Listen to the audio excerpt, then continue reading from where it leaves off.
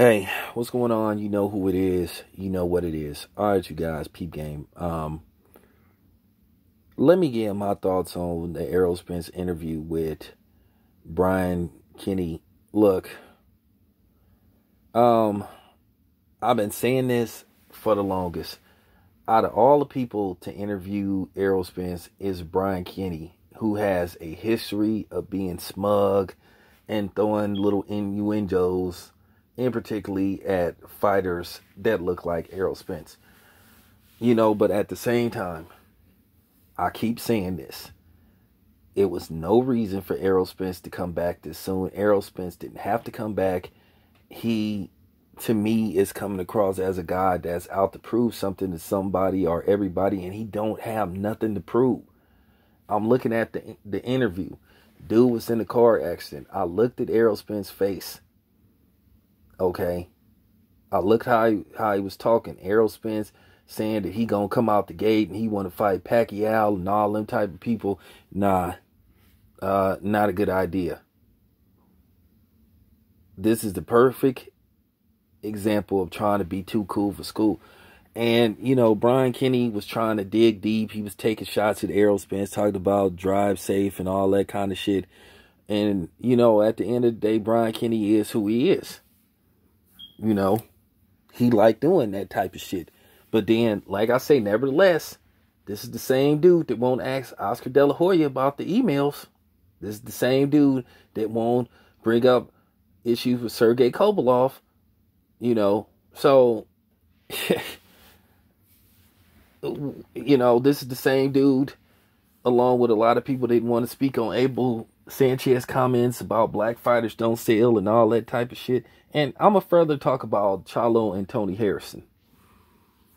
Because once again, I got to, get rid of that myth about what's been getting put out about black fighters.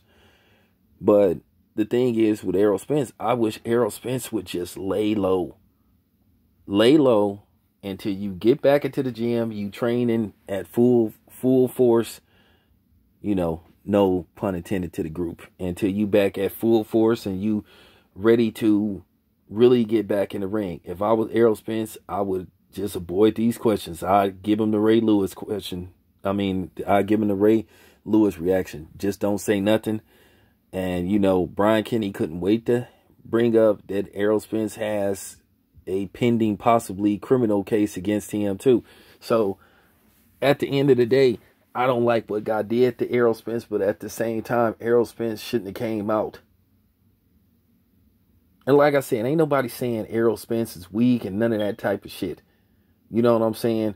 And now y'all coming on here saying, yeah, see, I told you. You told me what? What did you tell me, you morons? What the fuck did you tell me? Real talk. I meant every word I said in that video with people that's coming with that bullshit. Making it look like people hating on Errol Spence. Who hating on Errol Spence? I'm still waiting for somebody because we want the man to be okay. We hating on Errol Spence. Yeah, see, he came back and did an interview. So you guys are lying on Errol Spence. Man, stop it. I looked at the man's face. Clearly clearly he suffered some damage. And the thing was, they couldn't wait to show that footage. Couldn't wait to show that footage of the car flipping over multiple times. Couldn't wait to show it. So, as far as Errol Spence go, I just want the brother to be okay. Don't come out here talking super duper tough and you not ready to do what you say you want to do.